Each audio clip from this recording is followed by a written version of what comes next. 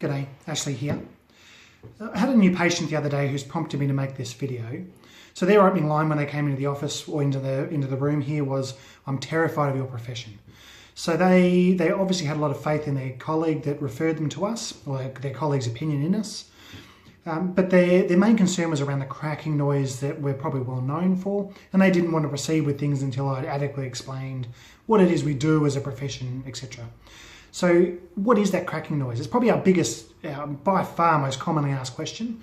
We get it once or twice a week at least, what's happening when we crack a joint. So a little bit of anatomy.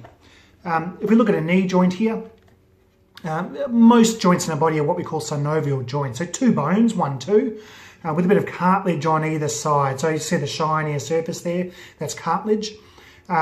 Inside that joint's a fluid called synovial fluid, which gives the joint its name.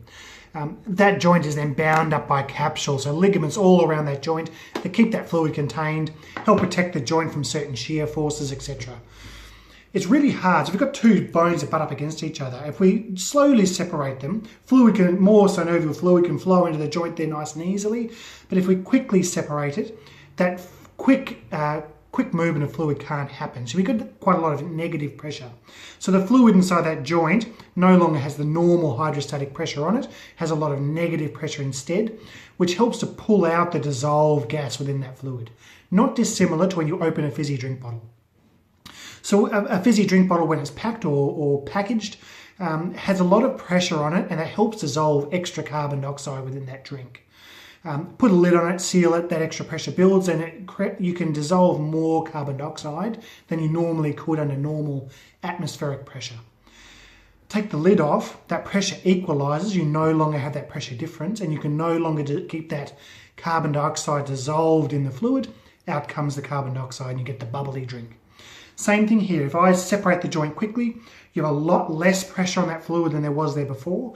You can no longer have as much gas dissolved in that fluid as you had before. This isn't carbon dioxide, it's nitrogen mostly with a fair bit of oxygen. But that negative pressure forms a lot of bubbles within that joint, and they quickly collapse. That collapsing of the bubbles creates a sound that you hear. So that's a very normal process. It can happen in any synovial joint if you give it a quick stretch. So what does that mean for you? What does that noise do therapeutically? So that process is called tribonucleation, and there is a small amount of research that suggests you might get better short-term pain relief if you hear the noise rather than not. But the longer-term functional goals that we generally deal with as chiropractors that noise doesn't seem to have any bearing on those goals, those longer-term health goals that we might be dealing with. I don't want to get into the nitty-gritty of what an adjustment actually does in this video, it's too much information. But understand, as we stretch the joint gently through an adjustment, it's the muscles that cross that joint and the stretch receptors within those muscles that does the heavy lifting of that adjustment. And a side effect of that is we have to gap the joint to get that process happening. And we may get those bubbles forming. It appears to be just that, a side effect of the adjustment rather than holding any therapeutic weight of its own right. So if you need any clarification around any of those points, pop your questions in the comments below, and I'll endeavour to get to those as quick as I can. I will put a video up later down the track of what does an adjustment do neurologically? What is it we're trying to achieve with an adjustment or a manipulation? So there's plenty more we do as chiropractors, but that's probably what we're best known for. So I will get into that in more detail down the track.